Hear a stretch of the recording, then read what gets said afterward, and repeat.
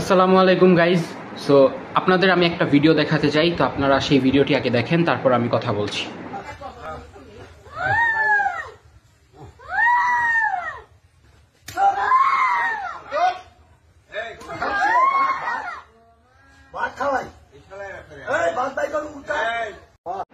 তো এই ভিডিওটি আমরা দেখলাম।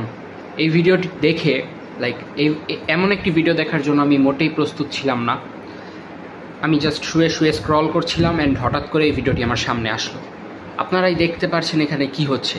একটা অসুস্থ মহিলা, একটা প্যারালাইজড মহিলাকে তার হাজব্যান্ড জীবিত মাটি দেওয়ার চেষ্টা করছে অ্যান্ড সে বলছে তাকে সে ভাত খাওয়ানোর খোটা দিচ্ছে। অ্যান্ড আশেপাশে মানুষরা বসে আছে, আরামসে তারা জিনিসটা দেখে চলেছে অ্যান্ড একজন ভিডিও করছে, তাদের কোনো সমস্যাই নেই। দর্শকের মতো তারা এখানে বসে বসে তারা তামাশা দেখছে। প্রত্যেকটা দিন every day brings a new reason to hate the people of this country. I cannot take this shit anymore, guys. এই দেশের মানুষের সমস্যাটা কি ভাই? একটা মানুষ আরেকজনকে এভাবে কবর দিয়ে ফেলছে সেখানে, অ্যান্ড আপনারা দেখছেন, জাস্ট তাকিয়ে তাকিয়ে দেখছেন। কবে বুদ্ধি হবে আমাদের দেশের মানুষের? তারা কবে বুঝবে যে কোনটা ঠিক আর কোনটা ভুল? ভিডিও করা বাদ দিয়ে সেখানে গিয়ে যে প্রতিবাদ করতে হয়, এই ন্যূনতম নলেজটুকু তাদের নেই।